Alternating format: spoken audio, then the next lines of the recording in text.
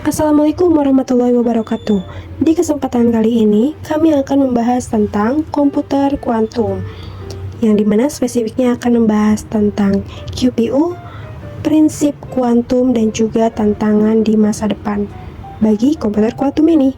Materi disusun oleh Zahra Nur Fauziah dan Rianda Salsabila.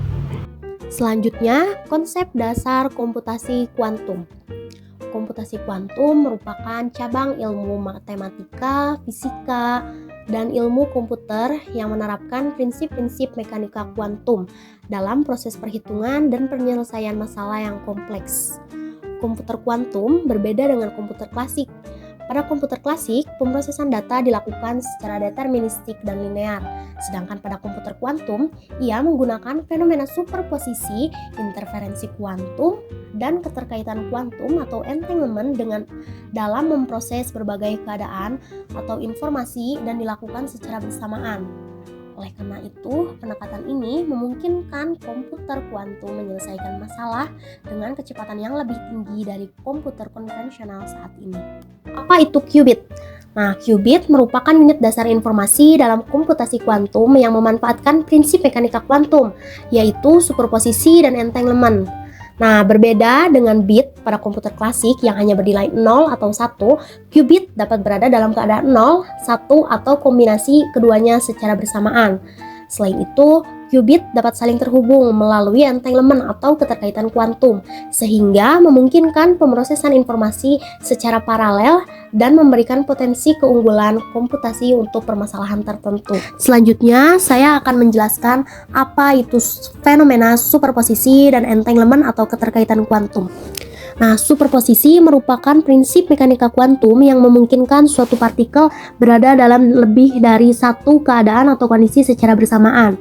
Nah, dalam komputasi kuantum, prinsip ini diterapkan pada qubit yang dapat berada pada keadaan 0, 1, atau kombinasi keduanya secara simultan. Kemampuan superposisi memungkinkan pemrosesan banyak kemungkinan secara paralel, sehingga komputer kuantum berpotensi memberikan percepatan komputasi yang signifikan untuk permasalahan tertentu, seperti optimasi dan simulasi sistem fisika. Nah, entanglement atau keterkaitan kuantum itu merupakan fenomena mekanika kuantum di mana dua atau lebih partikel berada dalam keadaan saling terhubung, sehingga keadaan satu partikel secara langsung dapat memengaruhi partikel lainnya, meskipun terpisah jarak yang jauh. Dalam komputasi kuantum, entanglement memungkinkan qubit bekerja secara terkoordinasi, sehingga mendukung pemrosesan informasi yang lebih efisien dan memungkinkan algoritma yang tidak dapat dijalankan oleh komputer klasik. Selain itu, entanglement juga berperan penting dalam kriptografi kuantum, seperti pada quantum key distribution atau QKD untuk menjamin keamanan komunikasi. Selanjutnya, apa itu algoritma Shor dan algoritma Grover? Algoritma Shor merupakan algoritma kuantum yang digunakan untuk menyelesaikan masalah faktorisasi bilangan bulat besar dan logaritma Dijkstra secara efisien dalam waktu polinomial.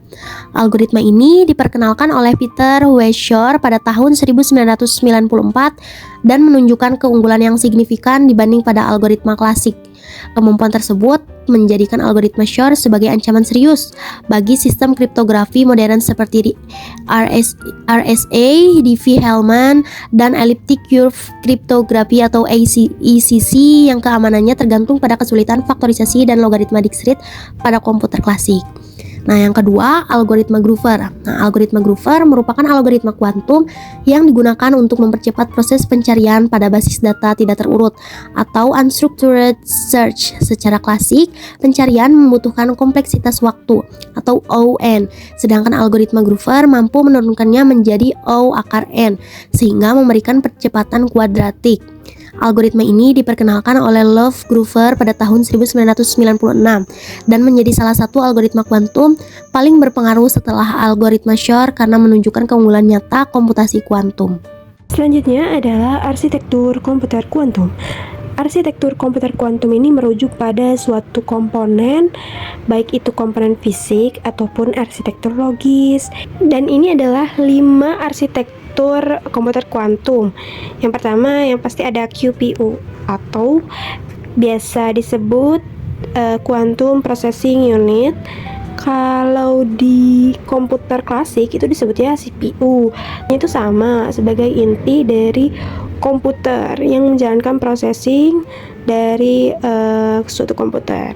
Yang kedua adalah sistem kontrol kuantum yang menghubungkan software kuantum dengan QPU, mengirim sinyal fisik, lalu mengatur timing operasi gerbang kuantum, juga membaca hasil pengukuran kuantum. Yang ketiga adalah software stack kuantum yang fungsinya itu sebagai lapisan perangkat lunak komputasi kuantum, mencakup bahasa pemrograman dan komputer kuantum, juga menerjemahkan algoritma ke rangkaian gerbang kuantum, dan mengatur eksekusi program pada QPU. Yang keempat ada sistem pendingin atau cryogenik yang fungsinya sebagai pendingin untuk merendahkan suhu, lalu menjaga stabilitas qubit dari gangguan thermal, dan wajib pada qubit untuk superkonduktor ya. Jadi pendingin ini wajib ketika qubit itu memakai basis superkonduktor dan mencegah dekoherensi selama komputasi. Yang terakhir yang tidak kalah penting adalah interaksi klasik dan juga kuantum. Jadi komputer kuantum juga masih bekerja secara hibrid, menggunakan komputer klasik dan juga komputer kuantum. Di mana komputer klasik ini yang fungsinya sebagai mengontrol dan mengatur algoritma, dan QPU ini dari kuantum menjalankan komputasi kuantum yang dimana hasilnya pengukurannya juga akan dikembalikan ke sistem klasik. Itulah cara kerja komputer hibrid. Tadi kita sempat membahas tentang QPU. Nah, mari kita telah lebih jauh tentang QPU ini, yang dimana QPU disusun oleh beberapa arsitektur lagi. Yang pertama adalah dengan qubit. Yang kedua dengan gerbang kuantum atau quantum gates. Quantum gates ini adalah operasi dasar yang digunakan untuk memanipulasi qubit, mirip dengan gerbang logika, yang dimana gerbang logika itu memakai AND or NOT, sedangkan pada quantum gates itu berbeda lagi. Jadi pada dasarnya quantum gates itu memakai sebagian besar memakai dasar algoritma Shor, Grover, VQE, dan QAOA gitu. Cukup asing di telinga kita ya. Tapi yang banyak digunakan saat ini adalah algoritma Shor dan Grover. Selanjutnya adalah sistem kontrol QPU, yang artinya adalah lapisan klasik yang bertugas untuk mengendalikan, menyinkronkan, dan juga membaca operasi qubit yang ada di dalam prosesor kuantum. Tanpa sistem kontrol ini, QPU tidak bisa menjalankan gerbang kuantum. Jadi kalau di komputer klasik itu biasanya disebut dengan ALU yang menjalankan seluruh mekanisme matematika dan logika. Selanjutnya adalah memori kuantum. Memori kuantum itu adalah sistem yang digunakan untuk menyimpan keadaan qubit dalam waktu tertentu tanpa kehilangan koherensi. Selanjutnya adalah QEC atau Quantum Error Correction. Artinya, itu adalah teknik yang melindungi informasi kuantum dari dekoherensi, noise, error gerbang, dan juga error pengukuran. Tanpa error correction ini, komputasi kuantum skala besar tidak akan mungkin bisa diproses. Karena komputer kuantum itu sangat rentan terhadap error, maka dibutuhkanlah arsitektur ini dalam QPU. Lanjut pada jenis dan implementasi fisik qubit. Nah, karena qubit ini adalah bentuk fisik yang bisa dilihat dan juga dipasang pada QPU. Nah, makanya ada beberapa jenis atau bahan dasar yang digunakan untuk membuat qubit itu berbeda-beda. Nah, perbedaan dari jenis qubit ini bisa langsung berdampak pada arsitektur kuantum yang dipakainya, baik dari sisi perangkat keras maupun cara sistemnya saat dirancang. Nah, kita membahas dua jenis qubit yang banyak dipakai oleh para penemu komputer kuantum saat ini. Yang pertama adalah yang berbasis superkonduktor, qubit yang berbasis superkonduktor. Apa sih superkonduktor? Superkonduktor ini adalah material yang dapat menghantarkan listrik tanpa hambatan sama sekali, atau bisa disebut dengan resistensi nol, ketika didinginkan hingga suhu sangat rendah yang disebut dengan suhu kritis. Nah, ketika suhunya sudah sangat rendah atau mencapai suhu kritis sekitar minus 273 derajat Celcius atau hampir menyentuh 0 Kelvin.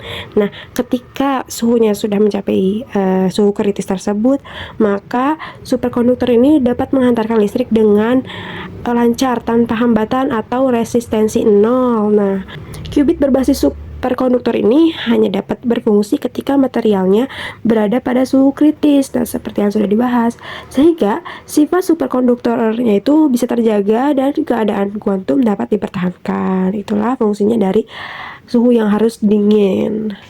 Selanjutnya adalah qubit berbasis ion trap. Ion trap. Ion itu apa? Ion itu adalah atom yang diberi muatan listrik. Makanya disebut ion. Trap itu apa? Trap itu seperti jebakan atau ditahan atau dikurung. Nah, maksud dari qubit berbasis ion trap itu apa? Qubit berbasis ion trap itu berarti ion yang diperangkap atau ditahan di ruang hampa dan dikendalikan dengan medan listrik serta laser.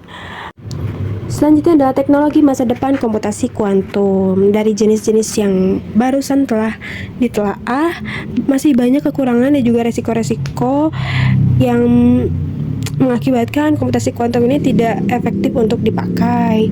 Nah, makanya muncullah inovasi-inovasi baru. Contohnya seperti yang sudah kami telaah, yaitu komputer kuantum berbasis foton atau berbasis cahaya, di mana qubitnya itu bisa lebih stabil, hemat energi, dan tidak membutuhkan pendinginan yang ekstrim.